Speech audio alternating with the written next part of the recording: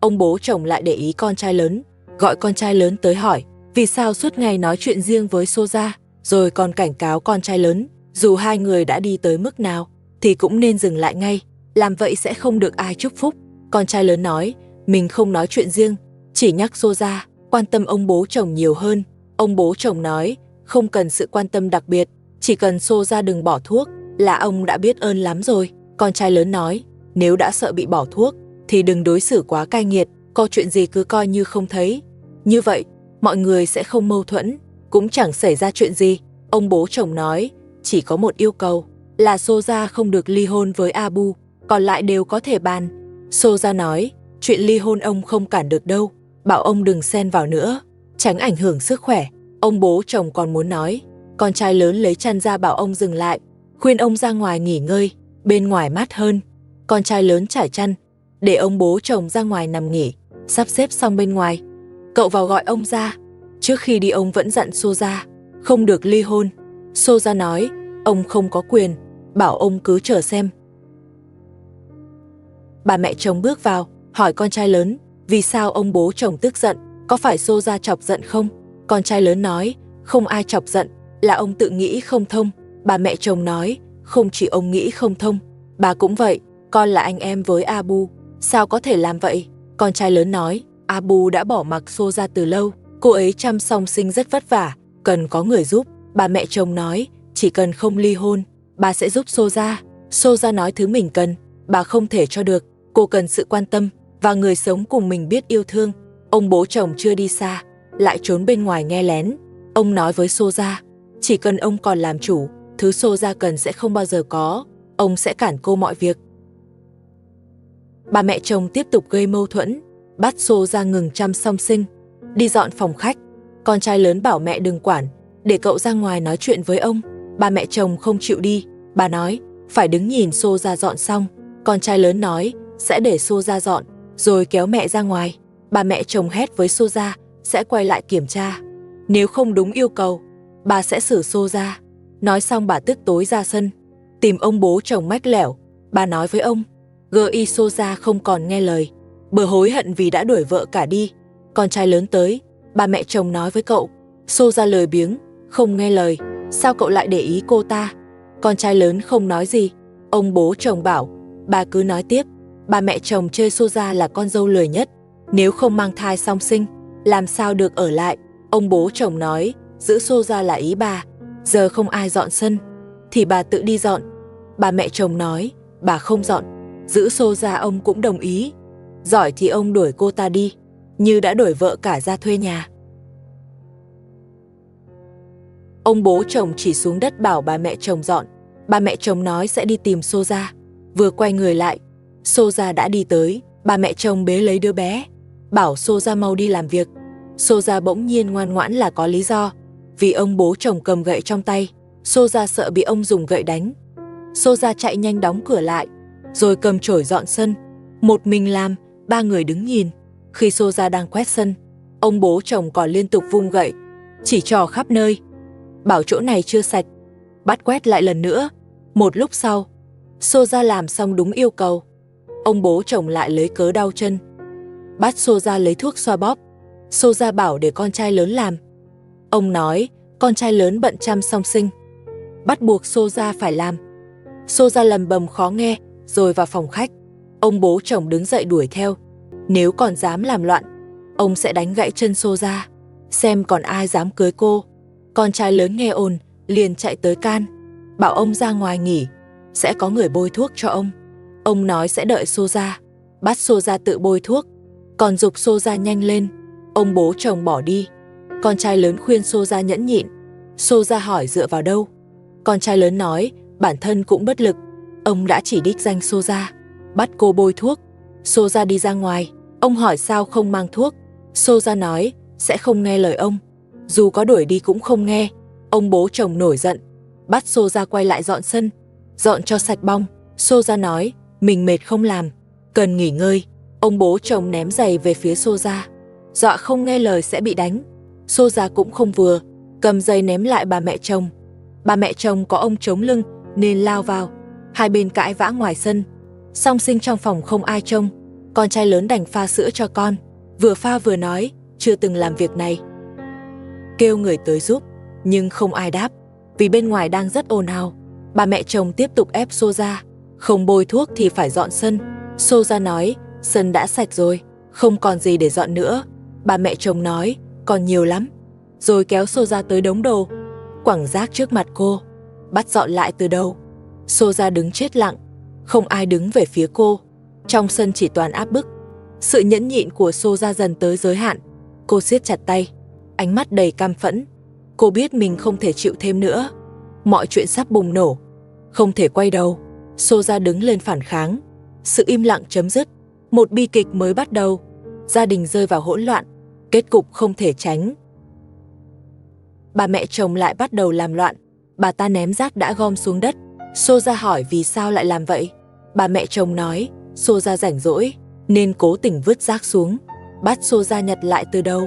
Mọi người nhìn biểu cảm của bà ta, không khác gì mụ phù thủy gia. Ông bố chồng đứng xem còn hùa theo. Ông nói với Soja, đây là hậu quả vì không xoa bóp cho ông. Lại bắt Soja dọn hết rác dưới đất.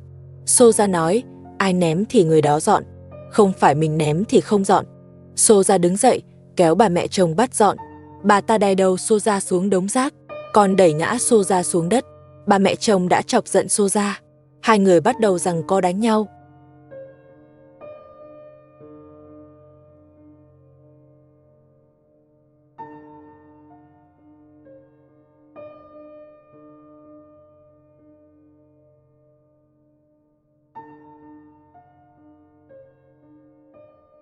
Bà ta đúng là có sức thật, tuổi lớn nhưng không yếu.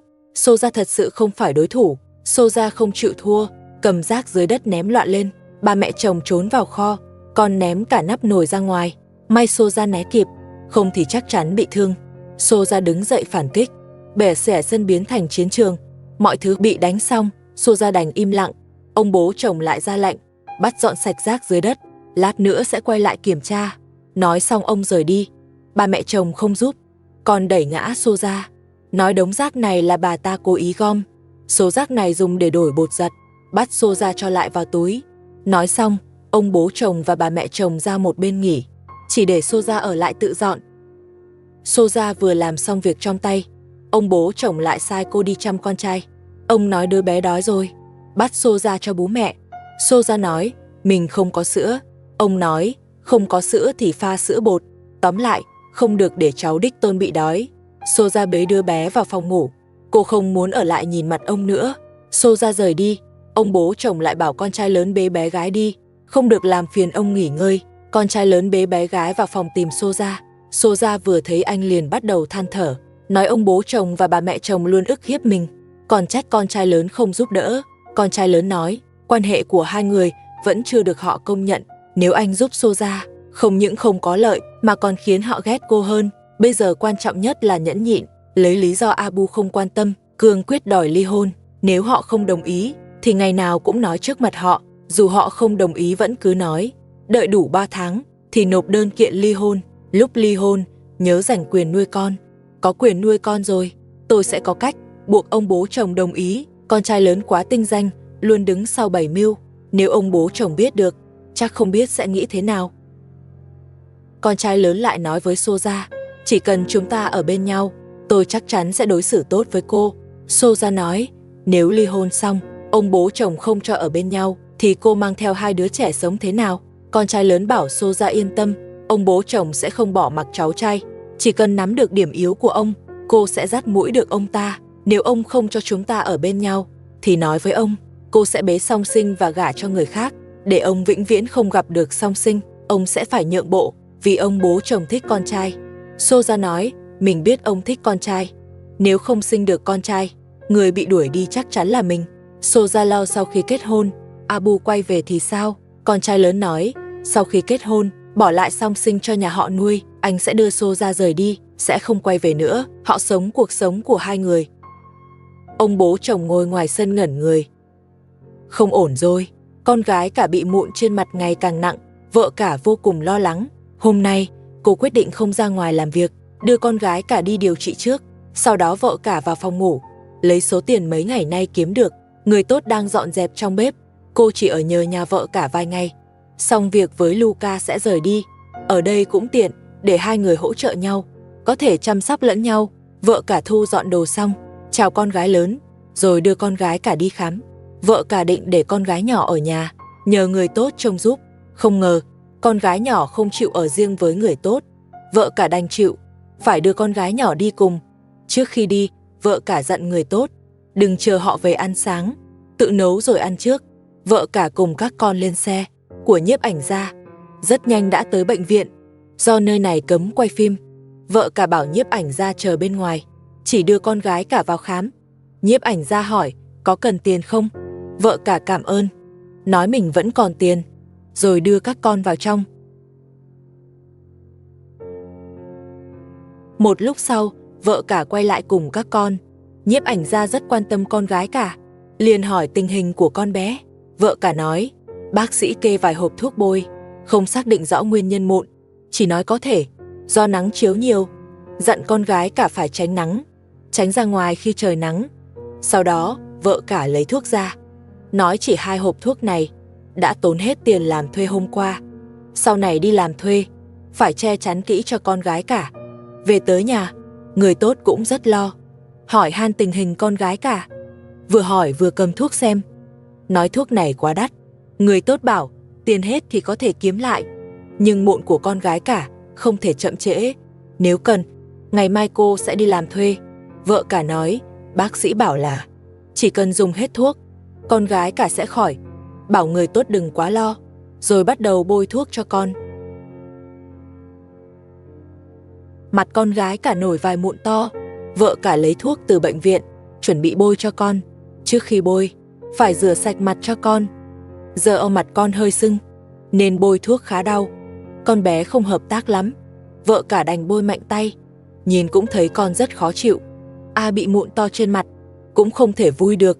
Bôi thuốc xong, vợ cả lấy thêm thuốc kháng viêm, cho con uống. Dù thuốc rất đắng, nhưng con gái cả vẫn cố uống. Con cũng mong mụn mau khỏi, sớm hết đau. Người tốt mang cám tới, chăm sóc đàn gà. Dù là gà của vợ cả, cô vẫn chăm rất kỹ.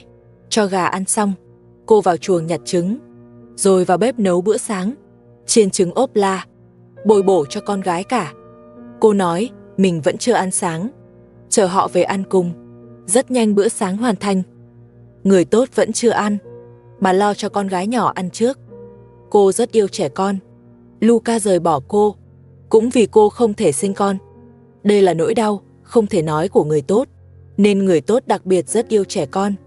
Dù là con của ai, cô cũng đều thích, cho tới khi người tốt cho bọn trẻ ăn no, cô mới bắt đầu ăn.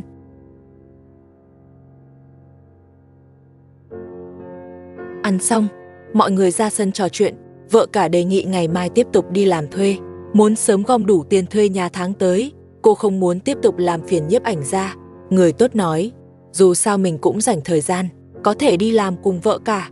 Trong lúc làm việc, cô cũng có thể dò hỏi tin tức của Luca, mong người tốt sớm tìm được Luca, bắt đầu lại cuộc sống mới. Soja hôm nay vào thành phố, hỏi chuyện ly hôn với Abu, tiện thể mang về một ít vật tư. Ông bố chồng hỏi, vật tư đó từ đâu ra? Soja nói, mình dùng tiền mua. Bây giờ cô có rất nhiều tiền, nhưng nhất quyết không cho ông dùng. Xem ra lời Abu nói lần trước là thật. Trước khi rời đi, anh ta đã cho Soja một khoản tiền lớn. Lần này Soja cũng thừa nhận mình có tiền. Ông bố chồng hỏi, tiền đó có phải Abu cho không? Soja nói, ai cho không quan trọng, quan trọng là tiền này là của cô, không ai được phép động vào. Ông bố chồng tức đến dựa vào tường, miệng mắng Abu bất hiếu, có tiền cũng không đưa cho mình, đợi Abu quay về sẽ tính sổ. Soja đặt đồ xuống, rồi vào phòng ngủ. Con trai lớn hỏi, chuyện ly hôn tiến triển thế nào? Soja nói, đã hẹn xong thủ tục ly hôn, 3 ngày nữa là có thể làm. Sau khi xong ly hôn, cô sẽ sang quầy bên cạnh để đăng ký kết hôn. Lúc đó mọi chuyện đã xong rồi. Ông bố chồng và bà mẹ chồng cũng không làm gì được. Hai người đã bàn bạc xong xuôi, chỉ chờ ngày thực hiện. Con trai lớn hỏi, sổ hộ khẩu của Abu để ở đâu? Bảo Soja chuẩn bị trước. Soja nói, sổ hộ khẩu và giấy kết hôn đều bị ba mẹ chồng cất giấu, nhưng cô biết ba mẹ chồng để ở đâu, chỉ cần lấy ra là được. Con trai lớn hỏi, lấy dễ vậy sao?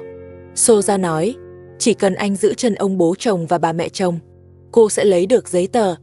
Con trai lớn nói, còn 3 ngày nữa mới làm ly hôn, đừng lấy ra quá sớm, kẻo bị phát hiện. Soja bảo cứ yên tâm, cô biết mình phải làm gì.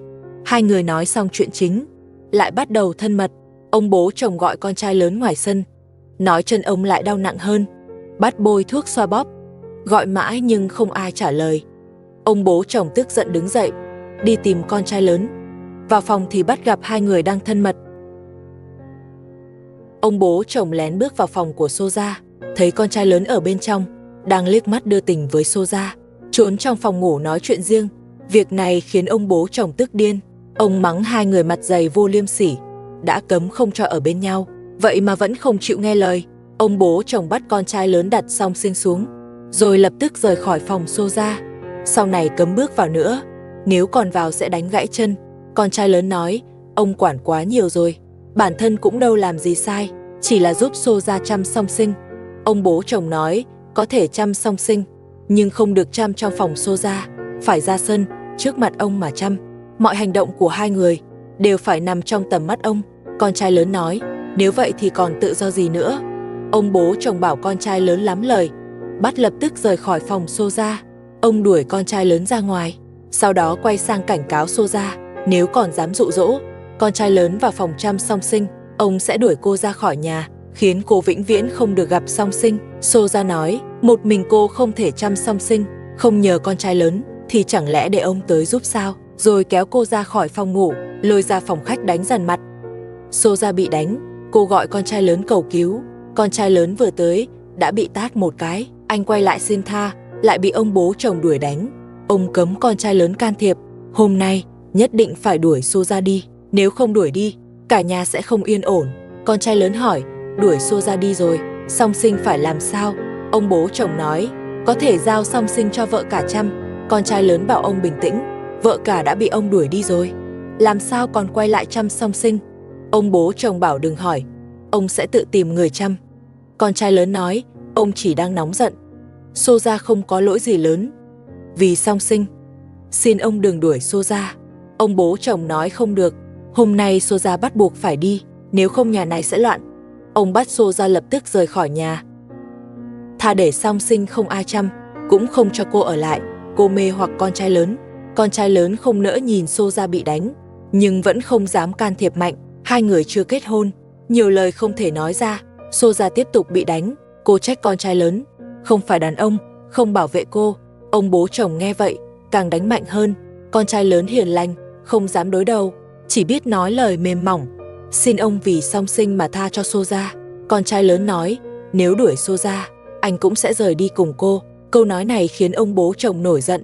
Ông kéo Soja lôi ra ngoài, con trai lớn lao tới ngăn cản. Ông bố chồng bảo, đi luôn cả hai đi. Ông nói nuôi hai con trai, sao cả hai đều dính tới Soja? Con trai lớn bảo Soja về phòng, đừng nghe lời ông. Ông bố chồng nói, nhà là của ông có quyền đuổi tất cả. Con trai lớn bảo ông nghỉ ngơi đi, tuổi đã cao rồi, đừng quản chuyện của họ nữa. Ông bố chồng nói không được, tuyệt đối không cho hai người ở bên nhau. Nếu ở bên nhau, ông sẽ không dám ra ngoài gặp ai.